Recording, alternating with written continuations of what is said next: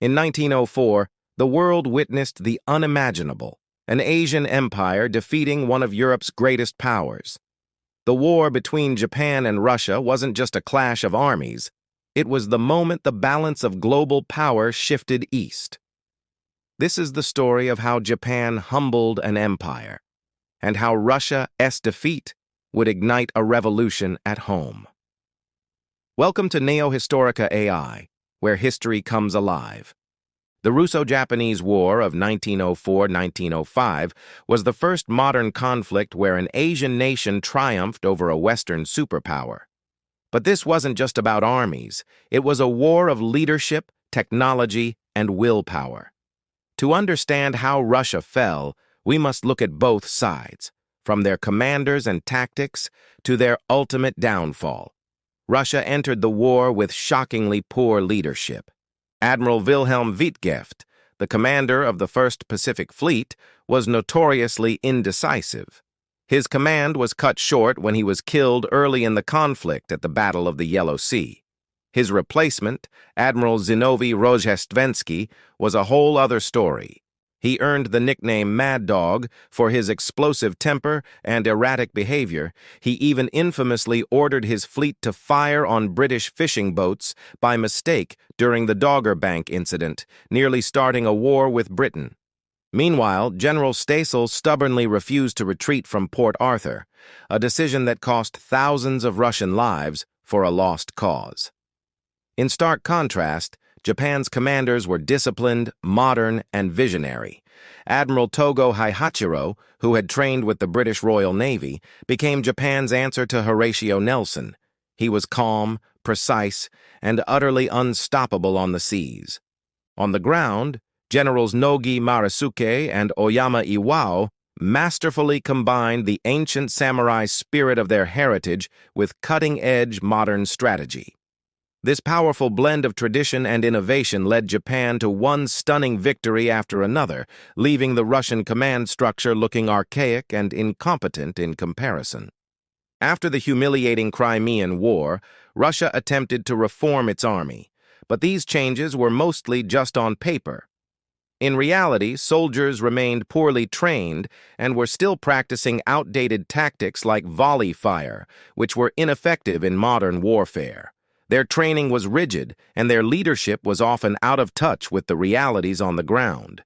Japan, however, had thrown itself headfirst into modernization. Following the Meiji Restoration, the Imperial Japanese Army eagerly adopted European-style training and organization, bringing in French and German advisors to completely overhaul their military. By 1904, Japan's army was smaller than Russia's, but it was far more efficient, better trained, and more adaptable. As one British observer noted at the time, the Russian infantry shoot oddly, the Japanese shoot excellently. It was this superior discipline and the ability to adapt quickly that became Japan's secret weapons on the battlefield. Technologically, you might think Russia had the upper hand, but both nations were more evenly matched than you'd expect. Russia fielded the reliable Mosin Nagant rifle and the devastating Maxim machine gun, a true game-changer in defensive warfare. Japan countered with its own modern weaponry, including the powerful Arisaka rifle and the lighter, more mobile Hotchkiss machine guns. But here's the thing. Equipment wasn't the deciding factor in this war.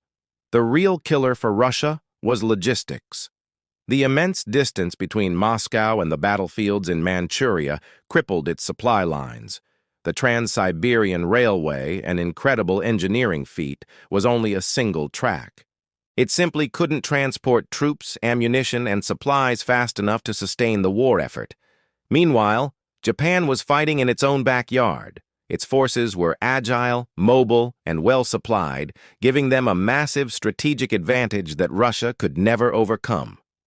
The war exploded onto the world stage on February 8, 1904, when Japan launched a daring surprise attack on the Russian fleet anchored at Port Arthur. It was a shocking move, a sneak attack decades before the world would hear of Pearl Harbor, and it marked the true dawn of modern naval warfare. From that moment on, Japan's victories came fast and hard, one after another. At the Battle of the Yalu River, Russia's first major land offensive was utterly crushed. Then came the brutal Battle of Nanshan, where Japan secured a victory, but at a horrific cost, learning hard lessons about attacking entrenched positions. The siege of Port Arthur followed, a brutal, 9-month struggle filled with trench warfare and heavy artillery that foreshadowed the horrors of World War I, ending in a humiliating Russian surrender. The Battle of Mukden became one of the largest land battles in history up to that point, a massive engagement that decisively sealed Russia's fate on land. But the final crushing blow came at sea. At the Battle of Tsushima, Admiral Togo's navy intercepted and annihilated Rozhestvensky's Baltic fleet, which had sailed halfway around the world only to be destroyed. It was a masterclass in naval tactics. Out of 38 Russian ships that entered the strait, only a handful managed to escape. It was one of the most decisive naval victories in history. The war officially ended in 1905 with the Treaty of Portsmouth, which was brokered by U.S. President Theodore Roosevelt, earning him a Nobel Peace Prize. Japan emerged victorious, a new, respected global power, but the war had left it deeply in debt. For Russia, the outcome was catastrophic. The humiliation of defeat sparked widespread unrest back home, igniting the 1905 revolution. This was the first major tremor that would eventually lead to the complete collapse of the Tsarist regime just over a decade later. The world had fundamentally changed. The East had risen, and the old European empires were put on notice. The Russo-Japanese War wasn't just a military conflict. It was a powerful warning to the old empires of the world. It proved that power belongs not to those with the longest history or the biggest armies on paper, but to those who adapt, innovate, and embrace the future.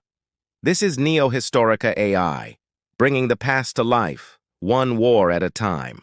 Thanks for watching, and if you enjoyed this journey into history, don't forget to like, subscribe, and hit that notification bell for more.